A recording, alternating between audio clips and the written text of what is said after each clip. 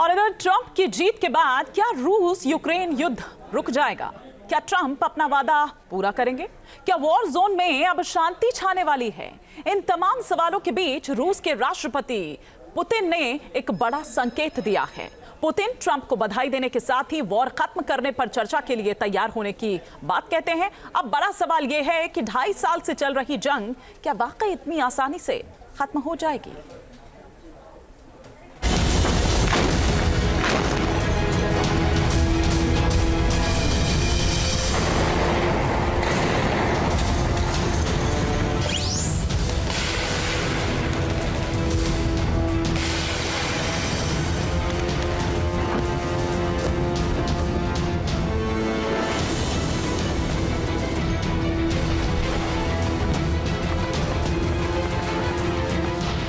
रूस यूक्रेन जंग पर लगेगा विराम।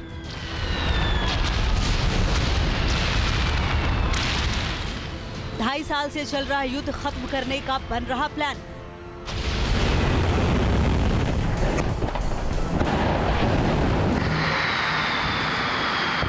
ट्रंप और पुतिन मिलकर निकालेंगे समाधान।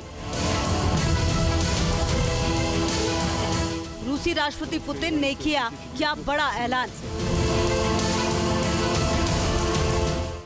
रूस और यूक्रेन के बीच बमबारी का सिलसिला जारी है। दोनों देशों की सेनाएं मौका मिलते ही एक दूसरे पर पलटवार कर रही हैं। कहीं हवाई हमले हो रहे हैं तो कहीं ड्रोन से बारूद बरसाकर तबाही मचाई जा रही है।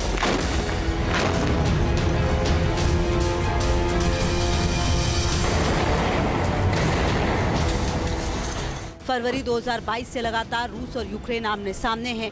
दोनों में से कोई भी पीछे हटने को तैयार नहीं है।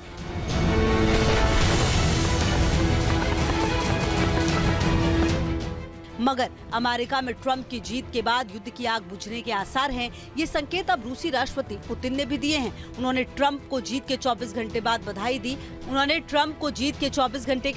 दी और बहादुर शख्स बताया। साथ ही पुतिन ने खुद को ट्रंप से बात करने के लिए तैयार बताया। उन्होंने अमेरिका रूस संबंधों को बहाल करने और यूक्रेन में युद्ध खत्म करने की दिशा में काम करने की भी बात कही।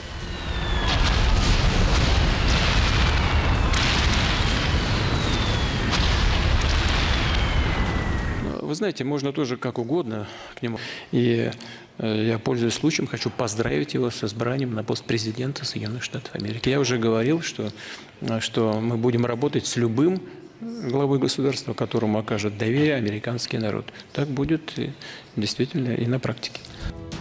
ट्रंप के साथ मिलकर काम करने की बात कहकर पुतिन ने न सिर्फ रूस अमेरिका के रिश्तों की मजबूती का संकेत दिया, बल्कि यूक्रेन के साथ चल रही जंग खत्म करने की दिशा में आगे बढ़ने का संदेश भी दिया है। हालांकि शांति बहाली कब तक होगी ये कहना मुश्किल है, क्योंकि नाटो और अमेरिका की मदद से यूक्रेन ने रूस को लगातार जवाब दिया है। अभी भी यूक्रेन की सेना रूस के ठिकाने को टारगेट करने में जुटी है।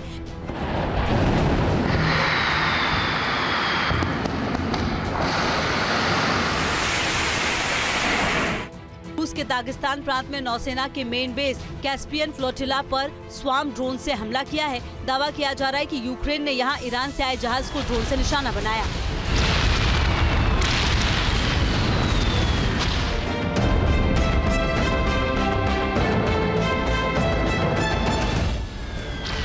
दागिस्तान प्रांत में ही यूक्रेन ने ड्रोन अटैक से रूस के 2 युद्धपोतों को निशाना बनाने का दावा किया है। ड्रोन हमले में मिसाइल जहाज तातारिस्तान और दागिस्तान को काफी नुकसान हुआ। यूक्रेन ने इस हमले के लिए भी स्वार्म ड्रोन का इस्तेमाल किया है।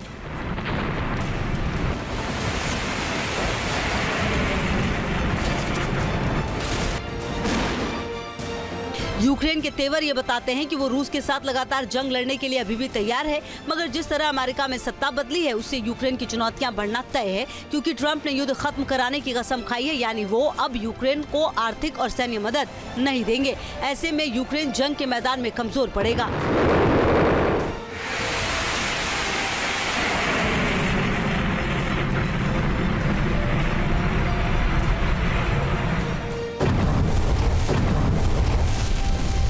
military, and ideally we don't have to use it. You know, we had no wars, 4 years we had no wars, except we defeated ISIS. We defeated ISIS in record time, but we had no wars. They said, he will start a war. I'm not going to start a war. I'm going to stop wars. Trump ने राष्ट्रपति चुनाव के प्रचार के दौरान भी कहा कि अगर वो जीते तो रूस यूक्रेन युद्ध 24 घंटे में बंद करा देंगे। अब नतीजे आ चुके हैं और ऐसे में दुनिया की निगाहें ट्रंप के अगले कदम पर है। अब सवाल है कि ये कब और कैसे होगा, क्योंकि जंग के मैदान में लगातार हालात बिगड़ रहे हैं। रूस की सेना ने पूर्वी यूक्रेन की 2 बस्तियों पर कब्जा करने का दावा किया है। रात भर चले रूस के ड्रोन हमले में 4 लोगों की मौत की भी खबर है।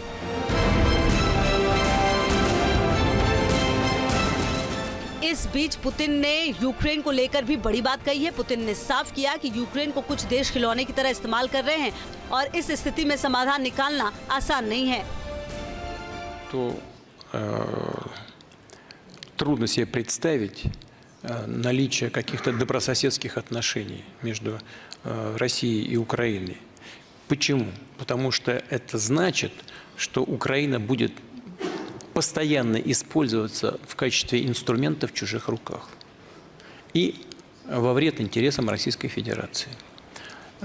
Таким образом. रूस और यूक्रेन की सेनाओं का टकराव लगातार बढ़ता ही गया है। रूस से मुकाबला करने के लिए यूक्रेन को नाटो और अमेरिका से हथियार मिलते रहे हैं और ट्रंप की जीत के बाद भी ऐसा ही बयान रूस की ओर से दिया गया है।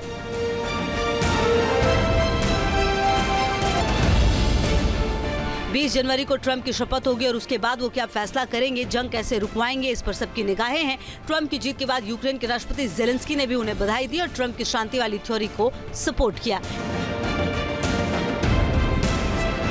इससे पहले इसी साल सितंबर में जेलेंस्की ने ट्रंप से जब मुलाकात की थी तो ट्रंप ने युद्ध खत्म कराने की बात कही थी।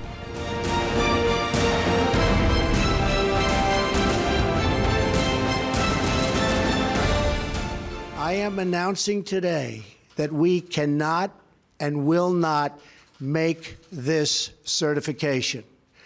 We will not continue down a path whose predictable conclusion is more violence, more terror, and the very real threat of Iran's nuclear breakout. That is why I am directing my administration to work closely with Congress and our allies to address the deal's many serious flaws. Trump ने चुनाव के दौरान लगातार युद्ध खत्म कराने की बात कही है। अब उनकी जीत के बाद बहुत सारी उम्मीदें हैं। देखना होगा ट्रंप अपने वादे पर कितना खरा उतरते हैं और रूस यूक्रेन जंग कब खत्म होती है। Team news nation.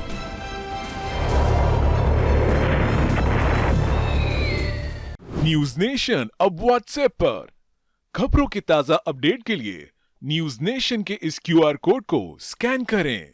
News nation अब व्हाट्सएप पर खबरों की ताजा अपडेट के लिए न्यूज नेशन के इस QR कोड को स्कैन करें। न्यूज नेशन अब व्हाट्सएप पर खबरों की ताजा अपडेट के लिए न्यूज नेशन के इस QR कोड को स्कैन करें।